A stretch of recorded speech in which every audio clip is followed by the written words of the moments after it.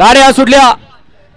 हर्षभाऊ केसरी मैदानातील गाडी क्रमांक 55 सुटला आणि 55 मध्ये एक गाडी बाद झाली।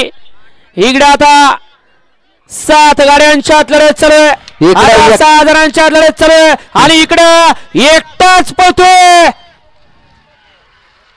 अतिशय सुंदर आणि निर्विवाद वर्चस्व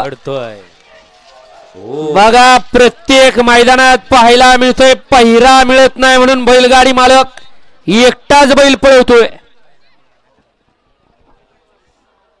कसं आहे घ्या 56 लावून घ्या, घ्या 56 लावून घ्या।